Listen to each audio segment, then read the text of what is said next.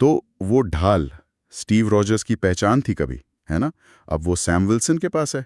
Avengers end game के बाद सब कुछ बदल गया है, कैप्टन अमेरिका भी। हाँ, बिल्कुल। और आज हम इन्हीं बदलावों पर बात कर रहे हैं जो हमें captain America brave new world के बारे में मिली जानकारियों से पता चला है। सही। ये सिर्फ एक सीक्वल नहीं लग रहा, ये एक नई शुरुआत है। बिल्कुल। और सबसे बड़ा पॉइंट तो यही है, सैम विल्सन बिना सुपर सोल्जर सीरम के कैप्टन अमेरिका। ये कहानी का दिल है, कह सकते हैं। हाँ, और यहीं पेचीदगी शुरू होती है ना। मतलब एक आम इंसान बिना किसी एक्स्ट्रा पावर के वो कैसे बनेगा कैप्टन अमेरिका? हमें जो नोट्स मिले हैं उनमें सैम का एक डायलॉग भी है शायद इसी पर।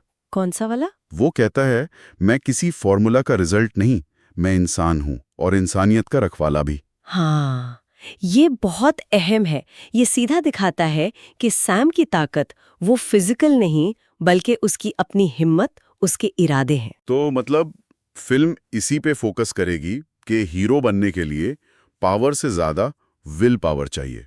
लगता तो यही है, विश्लेषण तो यही इशारा कर रहे हैं कि अब कैप्टन अमेरिका शायद एक ओहदा नहीं, एक विचार है जिसे कोई भी अपना सकता है। मतलब कोई भी जो सही के लिए खड़ा हो।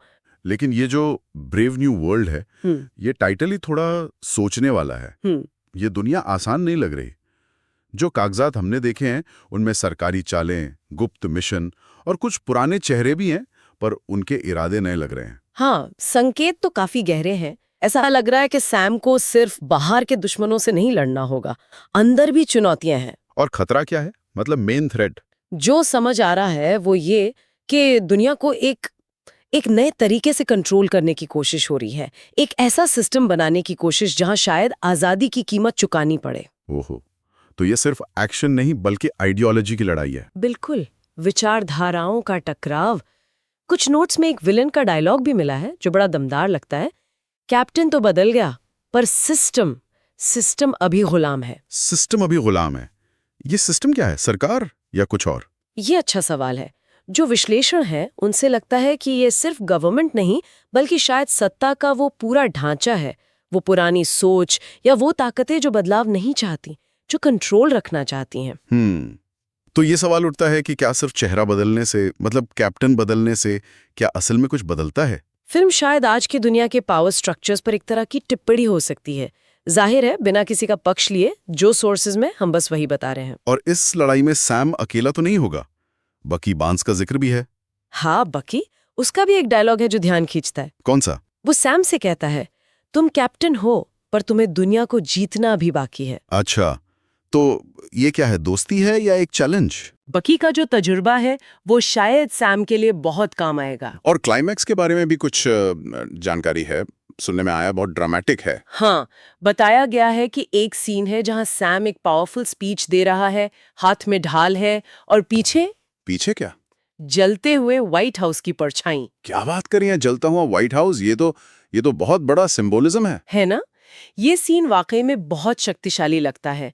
ये शायद पुरानी सत्ता के ढहने का प्रतीक हो सकता है, या शायद एक नई, ज्यादा इंक्लूसिव लीडरशिप के आने का, जो पुराने सिंबल्स को चैलेंज कर रही है। और इसी सीन में सैम का वो आखिरी डायलॉग भी है ना, मैं सिर्फ एक नया कैप्टन नहीं, मैं एक नए दुनिया का पहला सोल्जर हूँ। हाँ, नई दुनिया का पहला सैनिक।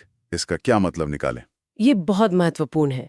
इसका मतलब शायद ये है कि सैम का मिशन सिर्फ अमेरिका को बचाना नहीं है, वो एक बेहतर, ज्यादा न्याय वाली दुनिया बनाने के लिए लड़ रहा है। मतलब वो किसी एक देश का सैनिक नहीं। हाँ, बल्कि एक नई सोच का, एक नई दुनिया का पहला सिपाही है।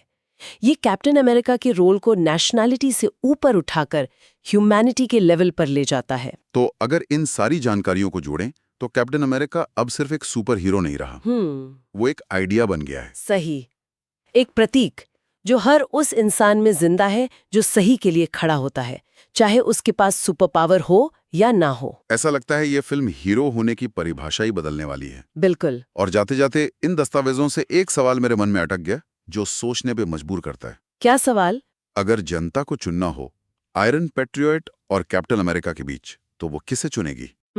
ये सिर्फ किरदारों का चुनाव नहीं है, ये तो लीडरशिप की प्रकृति पर ही सवाल उठाता है। कैसे? मतलब क्या लोग स्थापित ताकत और व्यवस्था के प्रतीक को चुनेंगे, आयरन पेट्रियट जैसे किसी को, या फिर वो मूल्यों और बदलाव पर टिके एक नए नेतृत्व को चुनेंगे, सैम विल्सन जैसे किसी को? हाँ, ये तो है। भविष्य शायद इसी चुनाव पर टिका हो। बिल्कुल, इस पर सोचना वाकई दिलचस्प होगा।